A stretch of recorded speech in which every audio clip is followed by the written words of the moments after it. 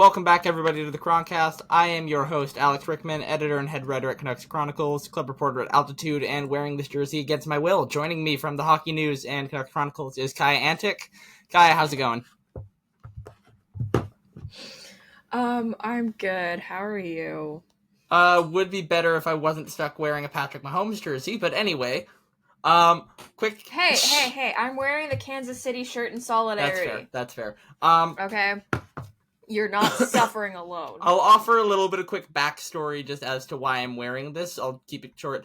Basically, Monday night, me and my friends went to... Shout out to the Tap and Barrel Lower Lonsdale in North Vancouver. Not sponsored, but if they want to sponsor us, absolutely they can. Went there. Monday Night Footballs, they do a raffle where you enter...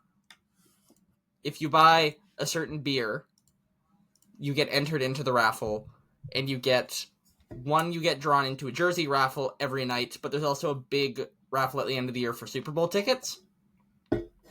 I wanted Super Bowl tickets. Not many people actually entered the raffle that night, so my table of 5, I believe, made up over half of the entries in the raffle. And I proceeded to end up with a Patrick Mahomes jersey by accident.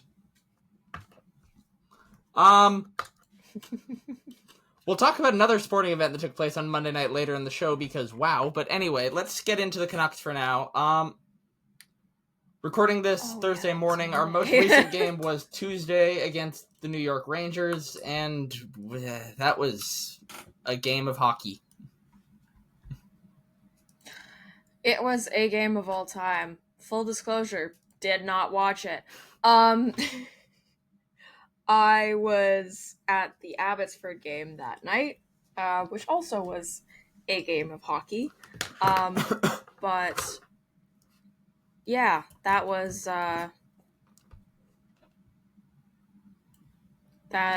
it was an interesting performance. Neither Canucks team scored a goal that night.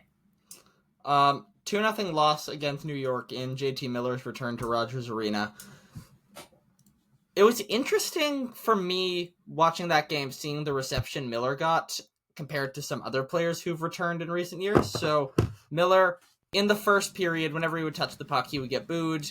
Got his cheer during the video tribute. Pretty standard procedure throughout all this.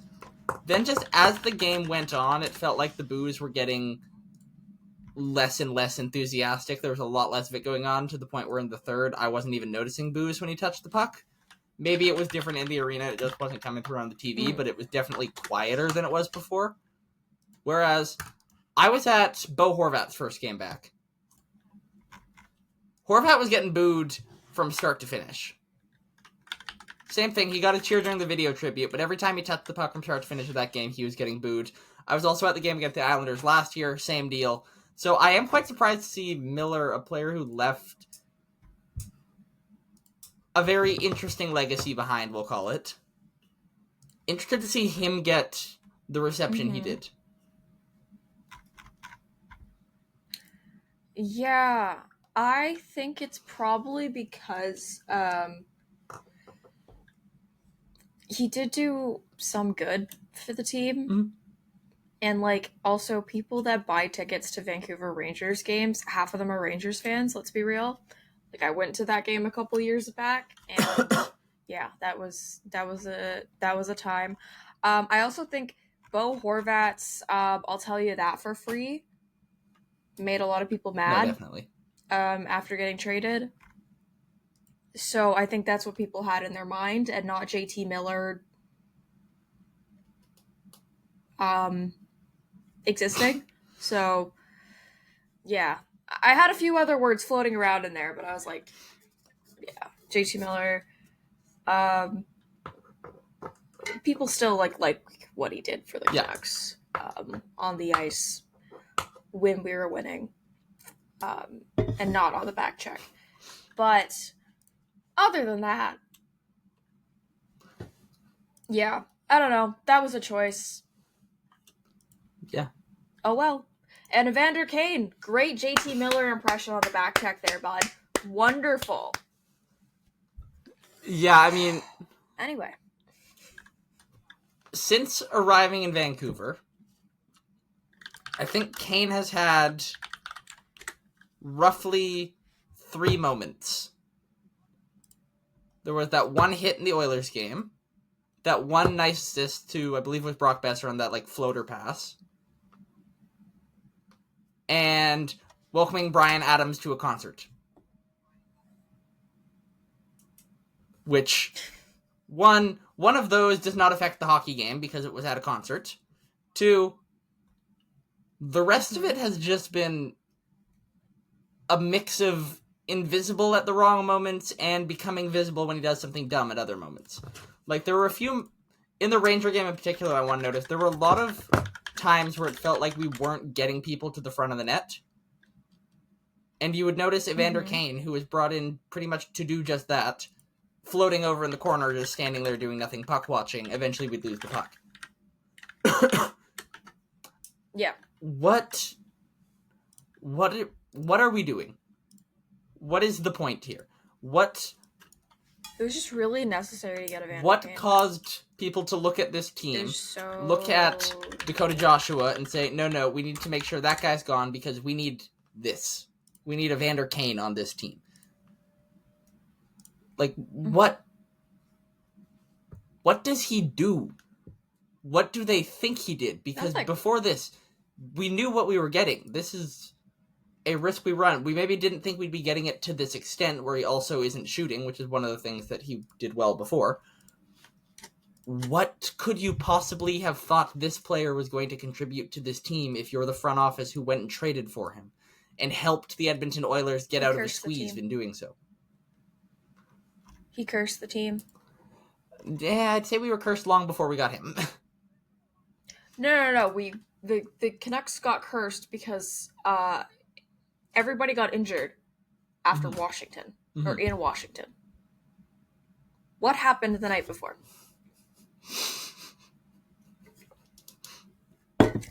So, safe to say,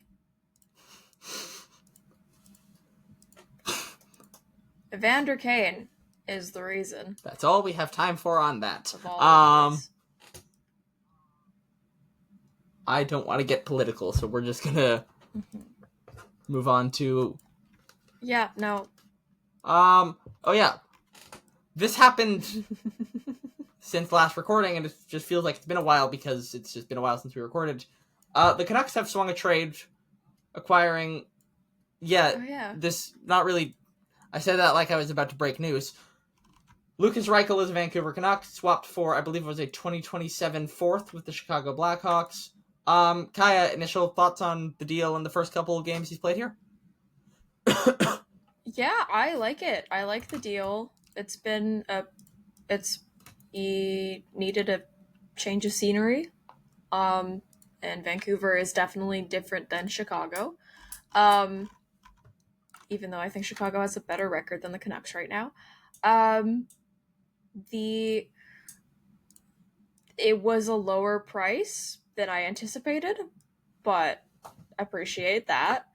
Yeah, I don't know. I think he'll fit in well with the team because half of the Canucks forwards are gone. So yeah.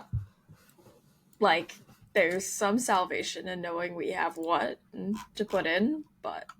No, I mean, I like this deal. I've been wanting us to go get him for a month now, so the fact that it's actually done is pretty cool. Right now being used as a second-line center, I don't really think that's a long-term solution. I think, ultimately, you would still rather have someone a little more stable, better in the face-off dot at center, but with the number of injuries right now, and Philip Hedl in particular being out, he's looked fine in that role. I feel like Reichel would be best suited on the wing, but again, just with the options right now, that's where you got him. First couple games, he is generating a lot of chances, getting a lot of good looks. Hasn't registered a point yet, but I think once that does come and he gets past that hurdle, it's going to start looking up. I mean, he's a player who never really worked out in Chicago, but I do think that a change of scenery and giving him a top 6 chance as opposed to giving him a chance playing with grinders like he was mostly doing in Chicago could do a lot for him. We're seeing some chemistry early with Kiefer Sherwood and with Brock Besser from him, I think. The one thing that kind of worries me right now about the time we've brought him in is, as you mentioned, everyone is hurt in the forward core in particular. We're down to, like, Mackenzie McEachran having been called back up. Oh! Yeah, yesterday McEachran got called up. I missed as that. Connor Garland is not traveling on the road trip. Yeah. So I worry a little bit right now about just giving him that kind of, like, stability, because one of the two main problems, I think, with his usage in Chicago were, one, the fact that he mostly played with grinders, and two, the fact that he just didn't get stable line mates really at any point. So you would like to give him stable line mates here. The problem is, every day a new forward gets hurt. They can't. I'm pretty sure I'm going to get a call in the next couple of weeks to at least go suit up for Abbotsford. Yes. So that's a little bit of a concern, but it's really not anything within the team's control or within Reichel's control. So early results are positive, though. I do still wonder if we're going to swing another deal of some sort. We'll come back to talking about that later. But yeah, possibly the bigger news regarding the Canucks forward core, though, is that everyone and their dog is hurt. No, not the dogs. The dogs are okay. Just trying to pull up the Canucks list of injuries right now. I have Perfect. it. Okay, well that's before the season. Filipino upper body. This is October 24th. Nope, October 20th. Filipino was designated for injured reserve. Niels Höglander was moved to LTIR for a lower body injury. October 24th, Teddy Bluger, injured reserve. Jonathan Lekaramäki, expected to miss another 2 to 3 weeks. October 28th, Mancini has been placed on injured reserve. Forbert was placed on LTIR. October 29th, so this is yesterday, Quinn Hughes won't travel with the team ahead of the trip to St. Louis. And Connor Garland also injured. Yeah. So it's been that's fun. 11 games. Yep. That's the okay, they haven't really done that. The transaction list. ESPN. I've never seen anything quite like this. To be this injured 11 games through the season. I saw a tweet that was like this is almost disaster draft territory. Like, if you don't know, the disaster draft is basically like when a disaster happens to your team and you have to draft. It's like an expansion draft, but the opposite of expansion. Draft of Doom. Expansion draft of Doom, pretty much, yeah. Yeah. And I mean, I'll say, regarding the injuries on defense, how lucky we are to be in the position we are now on defense, as opposed to in past years, where we've got guys like Kudryavtsev, guys like Willander able to be called up and get into those minutes and actually perform. Willander in particular making his debut against the Rangers the other night, and I thought he looked really good. It's just the forward core in particular, and the fact that it's been this few games and there are this many injuries. I have not seen anything like this, and I've seen a lot of stuff as a Canucks fan. Yeah, it's just a fun time, isn't it? I have no idea what else to say other than, well, everything sucks. Yeah, that's about it. And I mean, this is more a topic that would have been relevant before all of these injuries, because he is now kind of forced to give them minutes, but I just want to touch a little bit on the minutes that last week were being given to Elias Pettersson and Jake Debrusk. There was a game last week, I forget which one, where Jake Debrusk saw less ice time than Joe Lebate. Or less 5-on-5 ice time. Oh! Yeah. Is that Montreal? It might have been Montreal, or whatever the game before Montreal was. That Nashville? Maybe. Maybe. Yeah. But, I don't remember. regardless if we were playing. Pettersson, by the way, the last couple games, certainly the two before the game against the Rangers, really good performances from him, starting to look like himself again. The idea that with this many guys out, that Pettersson and Debrusk could be getting reduced minutes when they're two of your only legit top 6 options. Even when guys are healthy, they're some of your only top 6 options, and right now it's even slimmer pickings than you'd like it to be. I don't get what could possibly make a coach want to do that. Adam Foote is a mystery to me. I don't really understand. No, it's what he's doing sometimes. Yeah, there's been a lot of things throughout the early goings of the year where I'm some of them I'm not even mad about how we're doing things. It's just a case of confusion a lot of the time regarding how certain situations are approached. It's just... It's odd. I don't really have any other thoughts on it. It's odd. Why are you doing I don't know. this? We'll see if this keeps up at all, but this is an odd situation. And I mean, speaking of top 6 options, let's come back to some of the trade talks recently. So even after adding Lukas Reichel, Elliot Friedman has linked the Canucks to Pavel Zacha. Other reports have linked us to other centers, including possibly guys like Nazem Kadri. With where the team is at right now, and with Reichel having been brought in, what would you like to see the team do? What would you be comfortable with? What do you think the way forward is?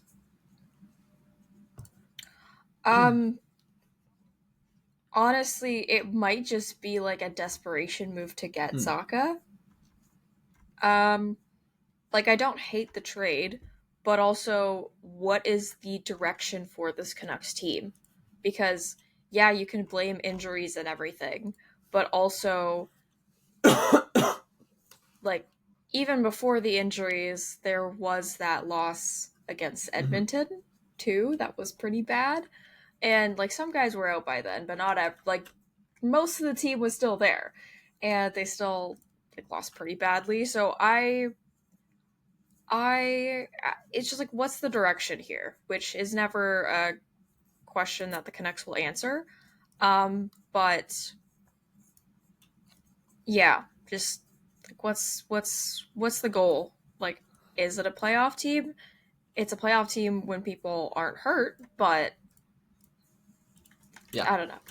I would say they need to think of a long-term solution before getting a short-term option. In a vacuum, the idea of making a trade for a guy like Zacha, I don't necessarily mind. But I think the biggest factor for me that comes in as a red flag is, everyone around the league knows how desperate we are for a center. And that's going to factor into the price. We're not going to be getting the same... if another team wanted to make a trade for Pavel Zacha, who's in a different position for us, they're going to get a much different price than we are.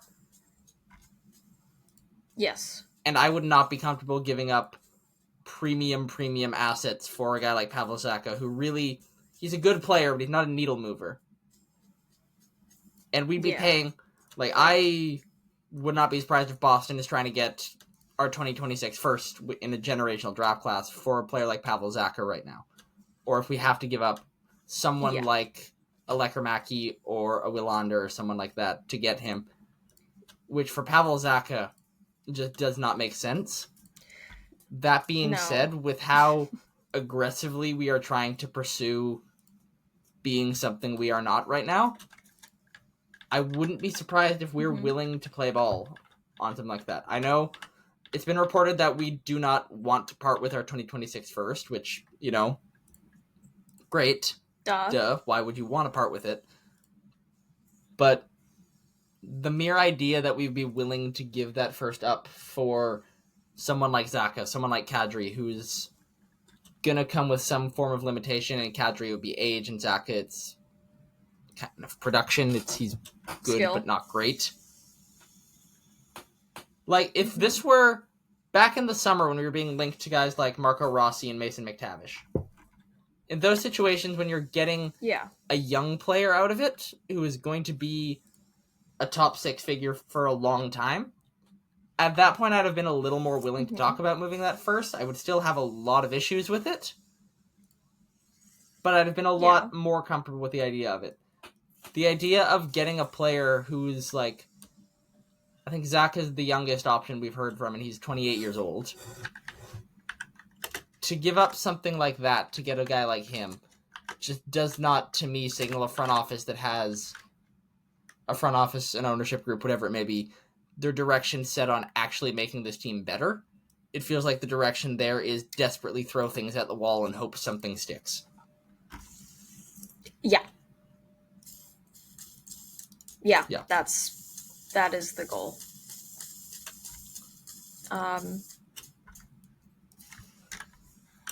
It's a desperation move for anything at this point, but especially if you're trading any kind of capital with like the first round pick or trading somebody like Lekkerimeki or Villander.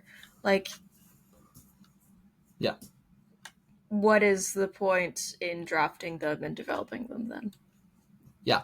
Like this, if you're just going to trade them for some dude who's already over the hill. Mm-hmm. Like, it's... Anyway. You know, and again, like, it's not like I would be entirely unwilling to trade those young players, but the return needs to be absolutely correct if you are going to part with someone like that. The return needs to be substantial. It needs to be a guy who's not, like, a middle 6 option who you can throw in the top 6 who's also 28 years old. It needs to be a guy who is 100% immediately stepping in and improving the top 6 in a meaningful way, while also not being as old as options that we've talked about. Like, if you're trading for somebody like Zaka, like Kadri, like Wenberg, like something like that, if you're going to make a trade for someone like that at actual face value for that player, maybe. I still don't necessarily love it, but I understand it. But if you're breaking the bank to get a guy like that, you're not going to go anywhere. It's just a great time to watch the Canucks. And I mean, speaking of watching the Canucks, we'll move off of the Vancouver Canucks and we can move into the start of the season for the Abbotsford Canucks. You've been at a couple games now. What's the vibe like in Abbey? Ooh, it's not a good vibe. They've lost 6 straight. They started the year on the road. So they won 2 in Henderson against the Silver Knights, so Vegas's AHL team. They went to Laval, dropped 2 there, and then they opened the season at home with a 2-game series against the Ontario Reign this past weekend. Lost both of those. Calgary yesterday and Tuesday. So Tuesday, it was a 0-0 game until the third period. Calgary ended up winning 3-0. And then yesterday, Abbotsford held the 1-0 lead for much of the game. Calgary came back to tie it and then won in a shootout. So the vibes are not high because they're also missing a lot of players. Like, you can say they're missing a lot of players from the Calder Cup run because they've gone and been traded or signed elsewhere. Phil DiGiuseppe, Artur Shelovs. My goat, Colin Ford. Like, those types of players. But, yeah. But it's like those types of players. There's also the factor of everybody that's being called up. Like, some guys made the Vancouver roster out of training camp, like Arshdeep Bains, like Atu Ratu, like Linus Carlson. Like, they're all, making their way up, and, it's a developmental league, those things happen. But so many of the players have been called up to Vancouver because of Vancouver's injury woes that it's kind of like Abbotsford is signing guys on PTOs like mid-season, which like isn't really that out of the question, but they're signed and then they're immediately thrown in because they're lacking any kind of depth, because of Vancouver putting pressure on them, with obviously it's uncontrollable with all the injuries and stuff, but still the team looks very different than it did last year. A lot of new faces. But yeah, they're basically doing a reverse Blue Jays. They had a great record last year, and then they're going down this year. I mean, last year they also got off to a slower start, if I can remember correctly. So maybe they could turn it around by the end of the year. But yeah, championship team 2-6 to start the year. So no, I mean, not what you want to see in any level of Canucks hockey at the moment, really.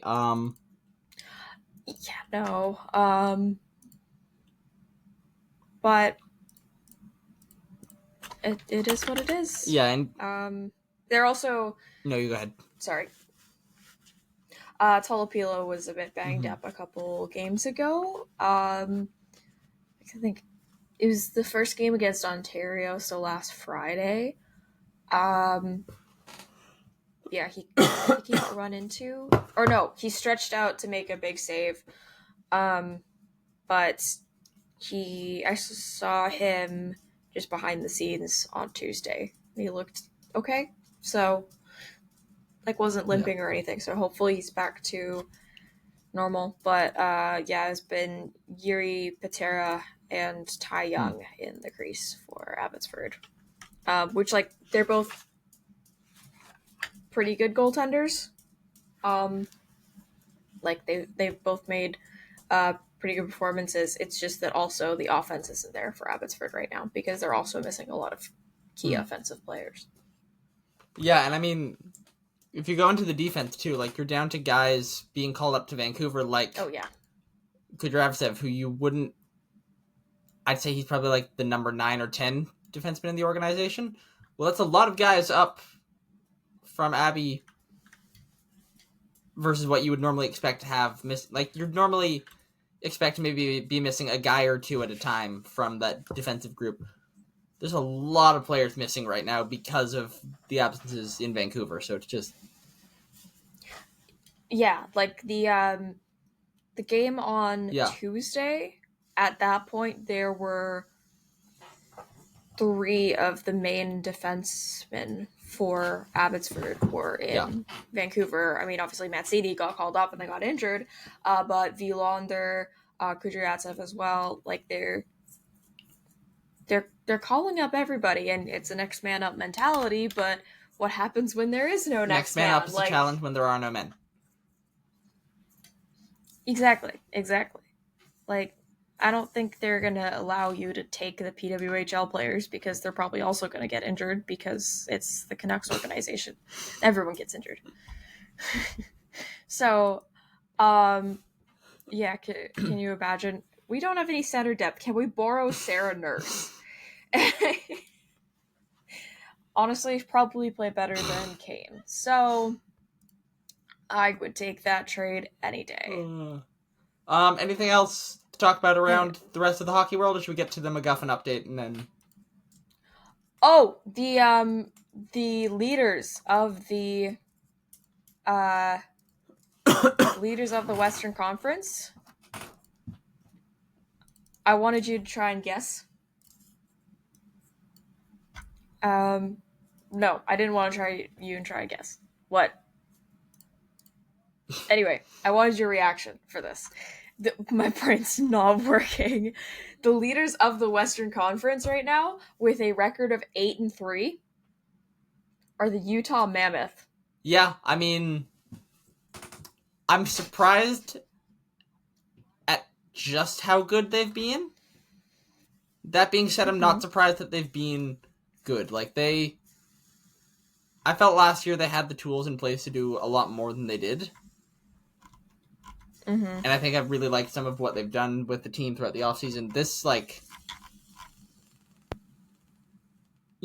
back when they were the Coyotes, it felt like they were always that team who, one day, when they broke out and all of the young players became something, were gonna be nasty. It didn't happen in Arizona. It took a few trades to add some veteran presences. But here it is. This is Utah is now enjoying the pain of the Coyote 3 fans. Now you sound like Ken Reed after the last home game.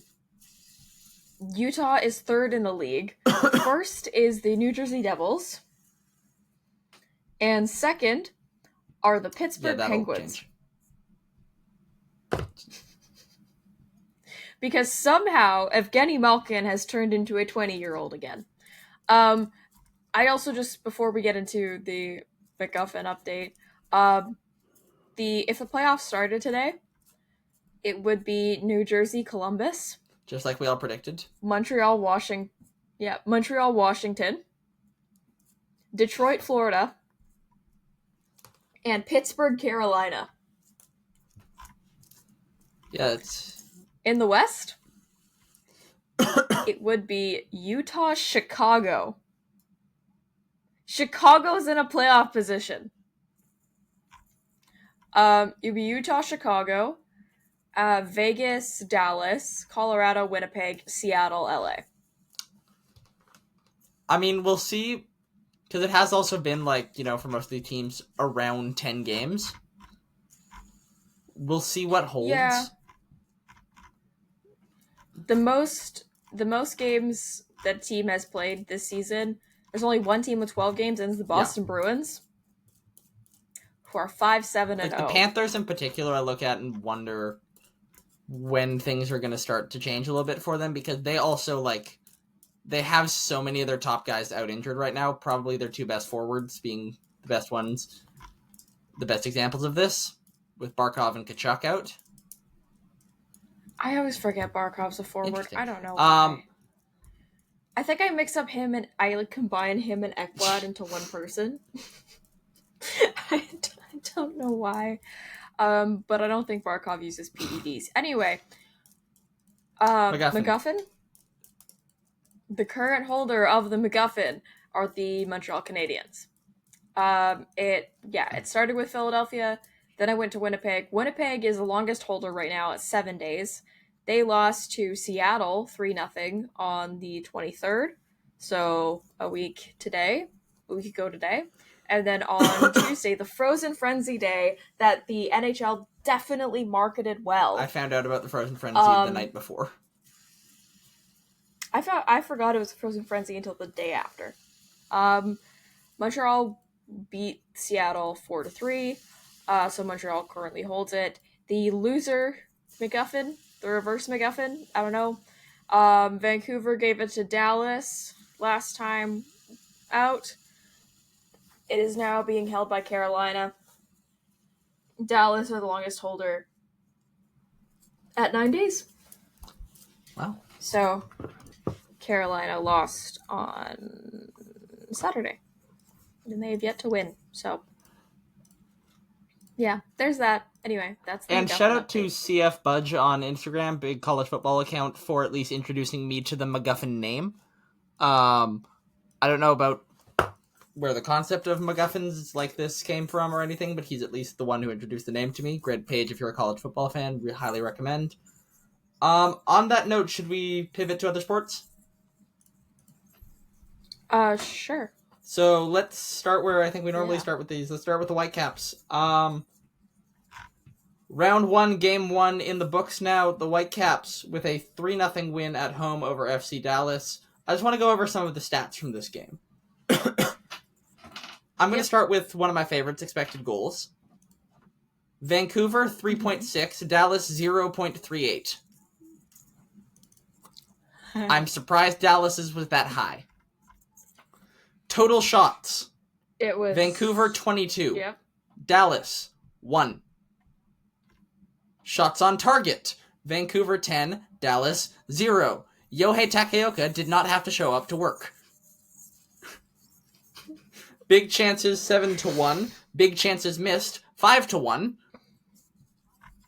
Dallas's one chance coming when Yohei did get caught out of position and their attacker proceeded to kick a field goal. Oh, yes. I mean, I was watching a different playoff game the other day, and at halftime they were going through highlights of the other playoff games. I forget who this was, unfortunately. I'm forgetting the commentator's name. But the MLS on Fox commentator just said Dallas did not belong on the field in the first half. In plain English. Oh my god. Oh, and I completely wow, agree. That was one of... Barring the Whitecaps 7-0 win against Philly, that was one of the most dominant performances I've seen from this team in a long time. It just felt like from minute one, they were on the front foot, and they did not take their foot off the gas at all. Dallas went out there throughout most of the first half trying to just play for the draw, try to force it to pens or something, try to, squeak one out on a counterattack. Mm-hmm. For most of the first half, it was at least keeping the ball out of the back of the net until the 43rd minute when an unlikely hero emerged. Ali Ahmed plays in a beautiful little cross to the head of Daniel Rios, who has not scored in a couple months. Just the look of relief on Rios after this one went in was amazing to see. Because I've talked about this with a few people. Rios is a very capable finisher. If you get the ball to his feet, or in this case to the top of his head, he can put it in the back of the net. He just has been struggling to put himself in those positions to score. He's been struggling with some of the aggression. I think finally getting one goal, that's going to help a lot. Yeah. When I saw that it was Rios, because I missed that goal, but when I saw that it was Rios, I was just like, that doesn't seem right. Like, no way he actually. No, I mean, he was scored, and it was on the opposite side of the stadium to me. So it took me a minute to realize. I thought Muller scored it at first. And then I saw the replay and realized, hold on, that was Rios. Everyone around me seemed to realize in the same moment that was in fact Rios who scored it. And everyone lost it. Yeah. That's fair. Then second half, off the kickoff, more of the same. Emmanuel Sabby around the 60th minute goes on a killer solo run, gets hauled down in the box, penalty for Muller. He doesn't miss those, so 2-0 there. Fantastic game from Sabby, I want to point out as well. Didn't score or assist, I believe, but just all over the place. Great runs, great chance creation, just one of his best games. And then in the 83rd minute, just to add insult to injury, Ryan Alumi with just fantastic play from the young player, just wills Lalas Abubakar off the ball, manages to, under immense pressure, get one into the box just through sheer brute forcing it to Kenji Cabrera, who gets his first ever playoff goal. And a debut by a man who will inevitably become a fan favorite.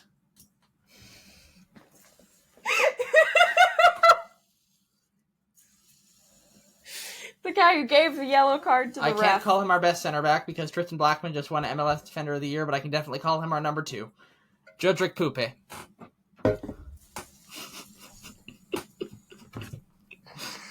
You suck so bad. Who, yes, as Kaja mentioned, was pictured giving a yellow card to a referee. I don't know either. I missed that moment live, so I still don't know what exactly had happened in the lead up to it. The ref was giving other people reds. Yellows. Nope, yellows. Yep, I was there. And then I just look up and I'm like, I think that's one of our guys holding up the card to the ref, and it was. Maybe it dropped and he was just joking with it. I don't know. I've seen that before, where a ref dropped the card and a player who was giving it back decided to have a little fun and hold it up. So assuming that happened. I saw it with a red once where the player came over looking like he was fuming and gave him the red. That was fun. But yeah, game 2 in Dallas on November 1st, 6:30 kickoff local time. Big day for Vancouver sports that. I don't know if the Canucks are playing, honestly, so that could be a factor. But the BC Lions also hosting a playoff game against Calgary. Not sponsored. Not being paid for the Lions for any of this. Pack the dome. Lions fans, get out there. Cheer on the team. This is the hottest team in the CFL right now. This is a team that has a shot to do something. Get in there. The Canucks play in Minnesota. All right, so it's a Vancouver sports equinox.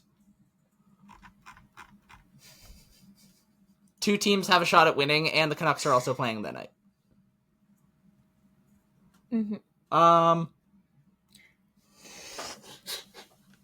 And then just kind of adding to the Whitecaps' overarching playoffs, Tristan Blackman, full participation at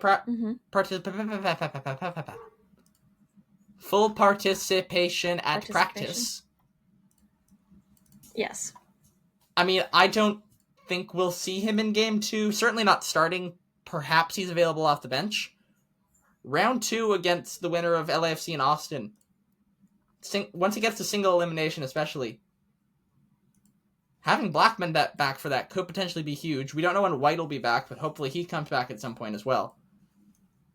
This team looks amazing right now in spite of all the injuries. As guys come back more and more and get healthier, watch out.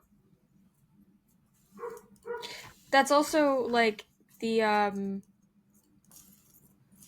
God, what was I going to say? The, like, heading into the season, they made it to the CONCACAF Champions Cup final without their best player at date. Like, Ryan, they made it without Ryan Gauld.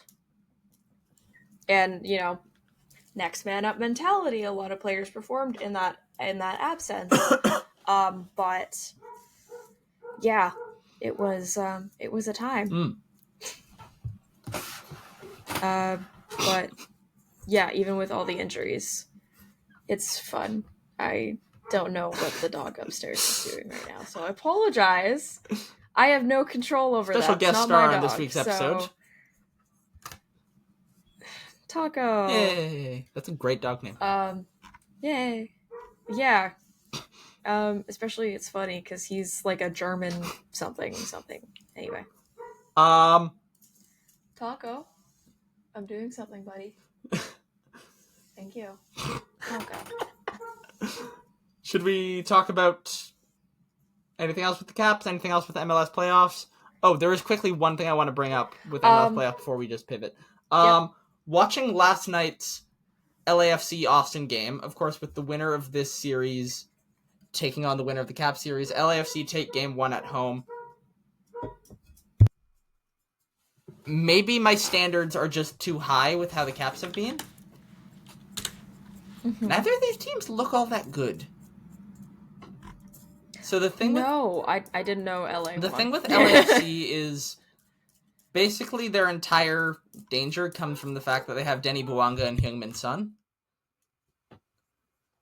If they didn't have those two, they would not be a good team.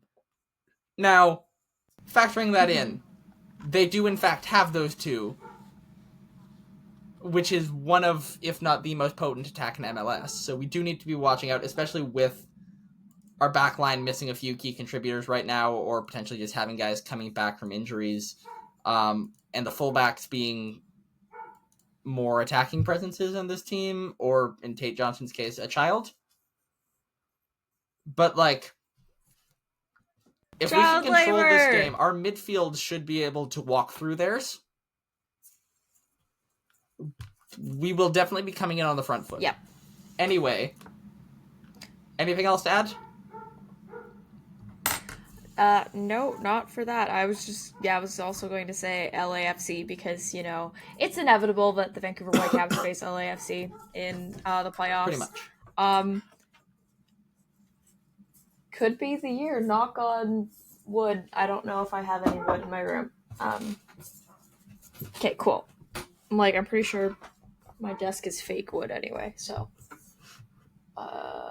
Yeah. Okay, cool. I have an embroidery hoop, but that's too far away. At least I know that's wood. World Series? Alright. Oh, you don't want to talk about this, do you? I'll let you lead. The Toronto Blue Jays are 1 win away. It has been a week, ladies and gentlemen. And oh my god, you are so dramatic. Performative male reading. What is this? Get your matcha and turn up Claro in your headphones, buddy.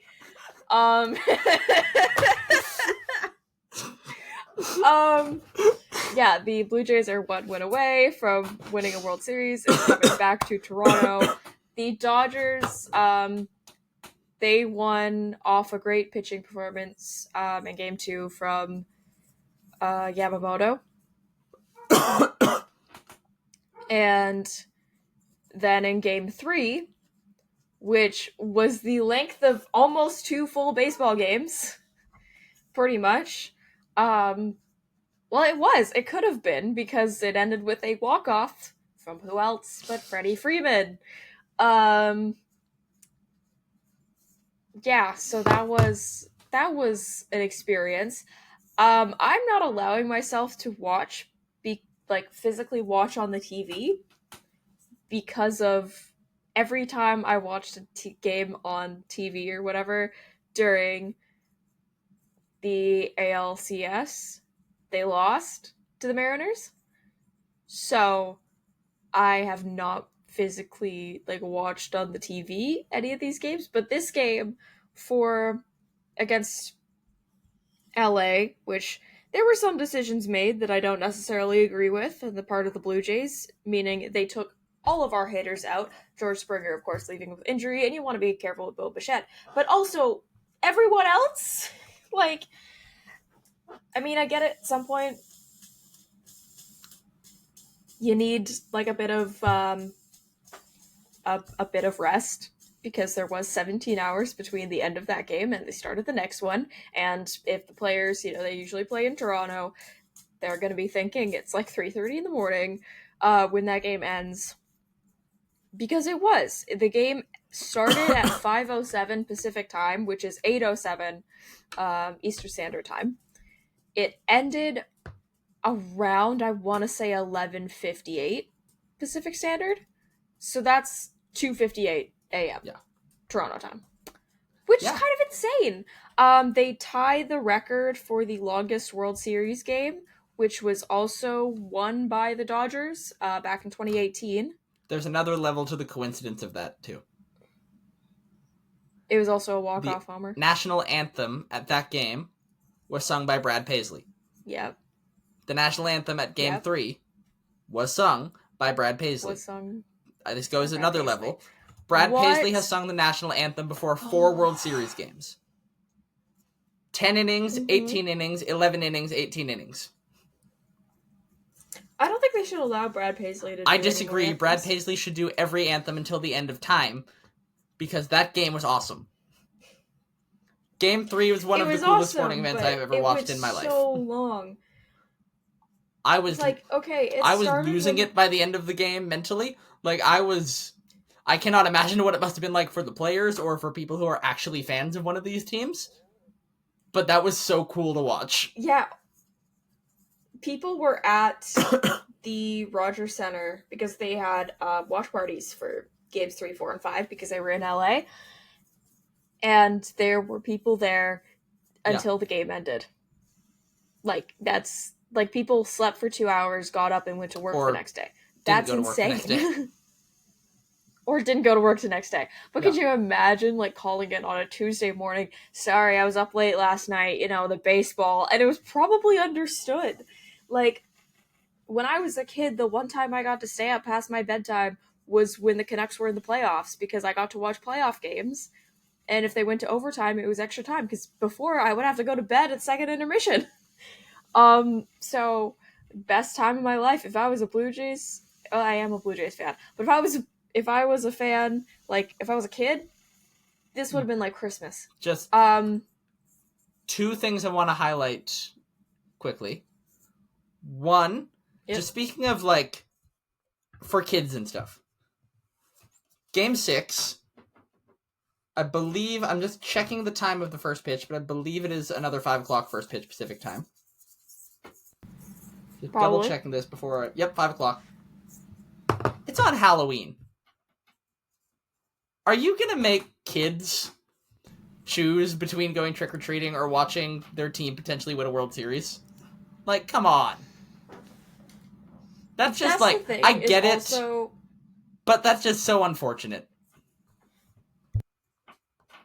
Like, I feel like if it was like 20 years ago, yeah, they wouldn't. But if you think about it, like the game starts at 8 p.m. Eastern time, so they're probably thinking more so the East Coast, and that's usually you're wrapped up by then, especially with like younger kids. It's more just a case of like, I get it, because like you have your scheduling formula and everything. It's just, imagine you're a kid and you're a Blue Jays fan or you're a Dodgers fan or something, and you have to make the decision between on Halloween getting to watch the game or going trick-or-treating. Imagine you're the parent of a kid. Yeah. And you have to take the little Rugrat trick-or-treating. Parents have phones. That's the thing. As I say, 20 years ago, it wouldn't work out that way. But especially also, people don't trick-or-treat anymore. Like I don't know. We might have just gotten old. Like, it's not as... We might have just... okay, yeah. If I went trick-or-treating, I'm not getting candy at this age. No, I know. But, like, people don't go... Like, kids don't go trick-or-treating anymore. Like, the last few years, it really dwindled in, like, my neighborhood. Is it a different... Like, the neighborhood That might be your neighborhood. I don't know. Because in mine, I don't know. I haven't felt the same in my neighborhood, but that... I don't know. I feel like also there's a lot of... It started around the pandemic years. People started doing... What is it? Like the trunk and treat stuff? I feel like it's more prevalent in the States. But it's like they go to a parking lot. Yeah. And it's trick-or-treating, but it's just with other people that you already know. Because it's like a safety issue. I think it's a millennial thing. Definitely. So... Millennial parents, you all suck, and you should all be ashamed of yourselves. If you're not being terrified on Halloween because some kid lit off a stick of dynamite down the block, you're not... True story. I believe you. I grew up in Surrey. Yeah. Like, if you're not scared out of your wits on Halloween, what is the point? You're 8. You should have trauma. Anyway... honestly, like, for me, I'm not allowed to watch it anyway, so if I go over to my mom's, I'm literally just going to hide in the other room with the And I just want to... And listen. Back to Game 3, I just want to highlight 2 glue guy performances from this night. Actually, I'll say 3 glue guy performances. No, I'm going to make it 4. Anyway. I added 2 more because I started including the actual players. I'm going to start with them. Eric Lauer on the Blue Jays and Chris Klein on the Dodgers.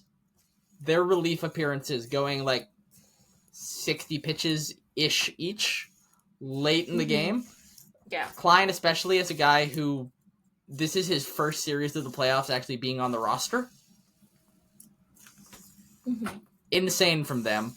Great job by both of them, too. Klein got into a jam at one point, and this is where I want to highlight the second glue guy performance. The Dodgers bat boy, Brandon, who ran out of the dugout, scraped the gunk out of Klein's cleats, got a standing ovation from Dodger Stadium and the Dodger dugout, and Klein proceeds to get out of the jam. Reminiscent of a moment in the ALDS in Game 5 in Seattle when Humpy the Salmon won the Mariners that game.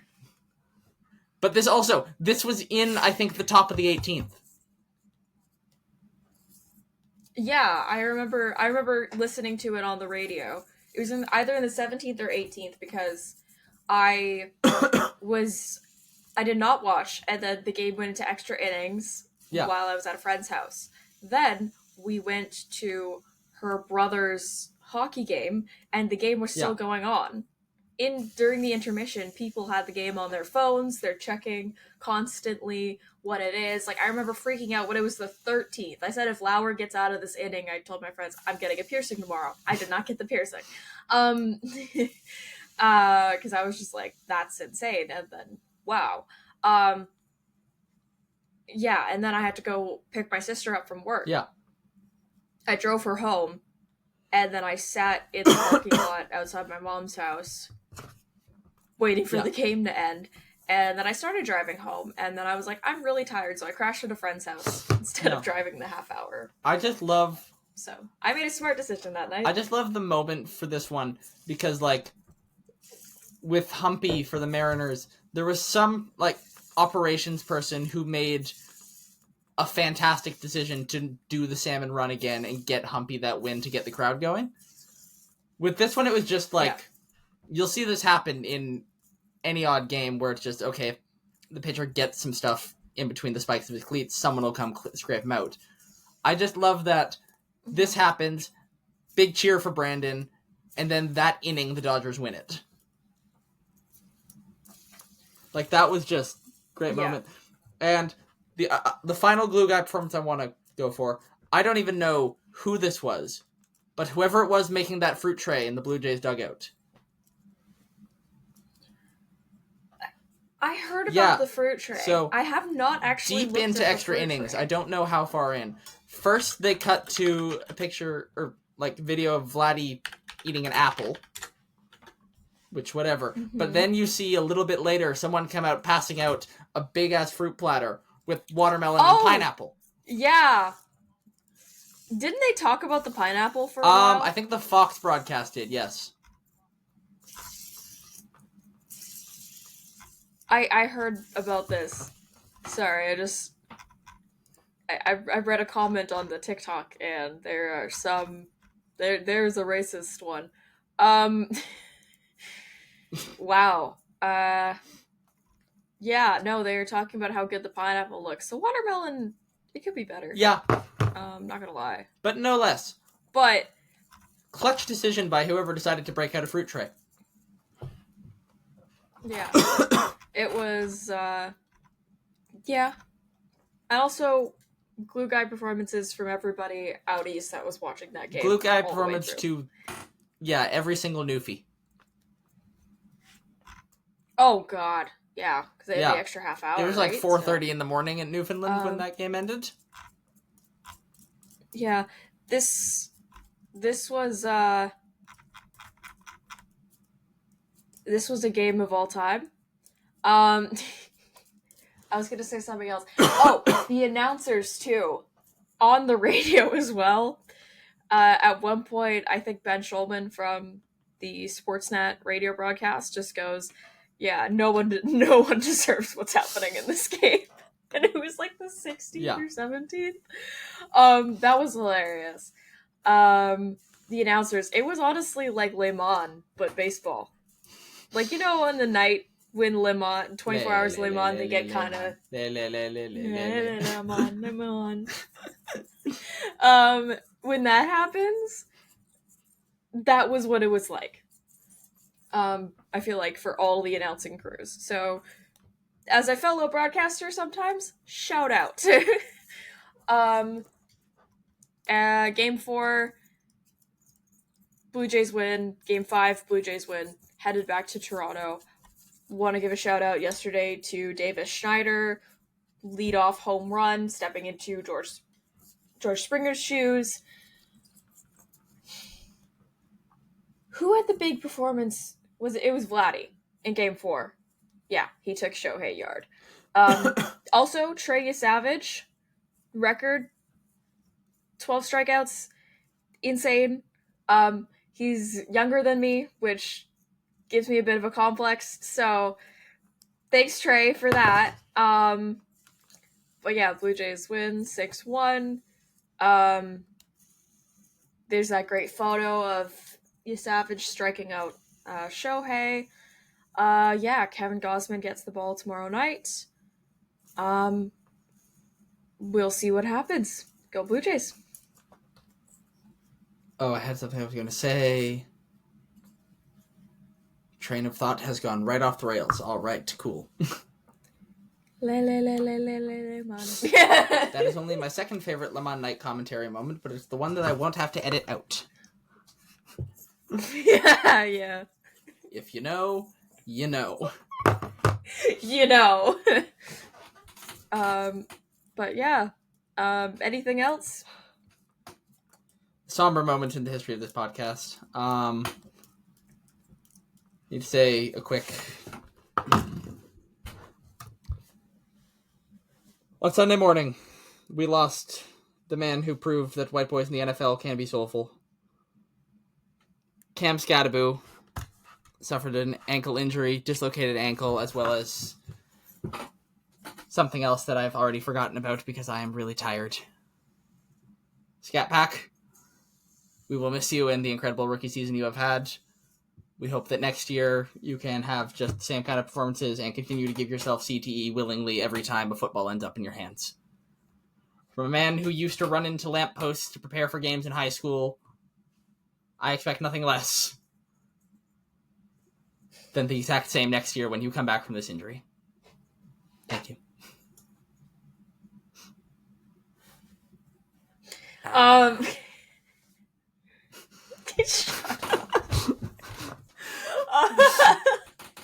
miss Skattebo already. Well, the Giants haven't even played again, have they? And that's... I was about to become a New York Giants fan. Do you know how bad that is? Did it have to do with Cam Skattebo? Because if it did, then that's a good reason. Yes! Okay, yes! Well, yeah. Who was it? You asked me if he's like the NFL's equivalent of some NHL player, and I'm trying to remember who it was. Seth Jarvis. I ran this by someone, and he said it's kind of like if you combined Seth Jarvis and Marchand. And I'm going to go ahead and add a little bit of Kiefer Sherwood into this equation.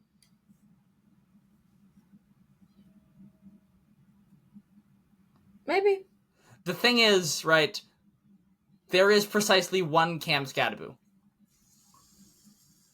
I don't know that you can find an exact comparison between him and anyone, because he has a unique variety of the fun CTE. He's a mutt. Yeah. That sounds so bad. I don't... My dog's a mutt. Like... Mine has fleas, so... Just airing out his dirty laundry. He's a dog. I think he will forgive me. Recording.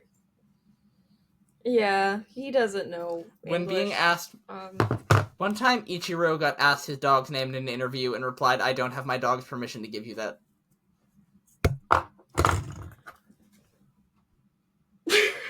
Ichiro truly is the GOAT. The GOAT. Anyway, R.I.P. R.I.P. Scat Pack. Yeah. Anyway, go Blue Jays. Canucks survive. Lions. Whitecaps. And the Kansas City Chiefs, which we both support so much. Patrick Mahomes is Alex's favorite NFL player. If Josh Allen is listening, that is a lie. Even if Josh Allen isn't listening, that's a lie. You know it is Josh Allen. He hates How Josh dare Allen. you? He hates I'm editing Josh this out. Allen. You hate Josh Allen. No! This is censorship. This is erasure. Right. You don't like women God having opinions, Alex?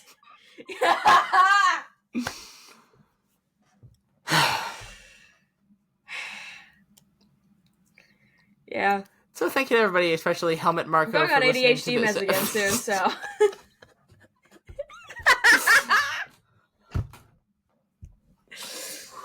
Thank you to Helmet Marco and everyone else for listening to this week's episode of the Chroncast. Check us out on social media at Nux Chronicles. Go Seahawks. I love you, Josh Allen. Thank you for listening.